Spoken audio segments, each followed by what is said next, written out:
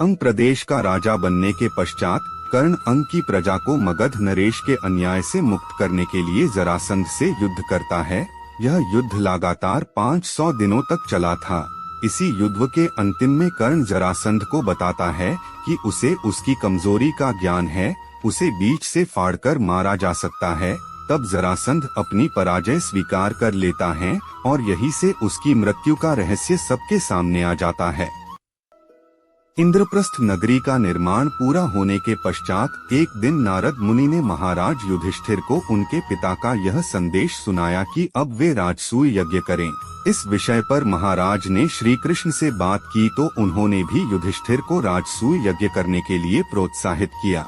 लेकिन महाराज युधिष्ठिर के चक्रवर्ती सम्राट बनने के मार्ग में केवल एक रोड़ा था, मगध नरेश जरासंध, जिसे परास्त किए बिना वह सम्राट नहीं बन सकते थे और न ही उसे रणभूमि में परास्त किया जा सकता था। इस समस्या का समाधान करने के लिए श्री कृष्ण भीमसेन और अर्जुन के साथ ब्राह्मणों का भेष बनाकर मगध की ओर चल दिए। वहां पहुंचकर जरासंध ने उन्हें ब्राह्मण समझकर कुछ मांग लेने के लिए कहा, लेकिन उस समय ब्राह्मण भेषधारी श्री कृष्ण ने कहा कि अभी उनके दोनों मित्रों का मौन व्रत है जो अर्धरात्रि में समाप्त होगा। तब जरासंध ने अर्धरात्रि तब ही आने का वचन दिया और उन्हें ब्राह्मण कक्ष में ठहराया। तब अर्धरात्रि में वह आया, लेकिन उसे उन तीनों पर कुछ संदेह हुआ कि वे ब्राह्मण नहीं हैं, क्योंकि वे शरीर से क्षत्रिय जैसे लग रहे थे। उसने अपने संदेह को प्रकट किया और उन्हें उनके वास्तविक रूप में आने को कहा एवं उन्हें पहचान लिया। तब श्री कृष्ण की खरी खोटी सुनने के बाद उसे क्रोध आ गया और उसने कहा कि उन्हें जो भी चाहिए वे मांग ले और यहाँ से चले जाएं।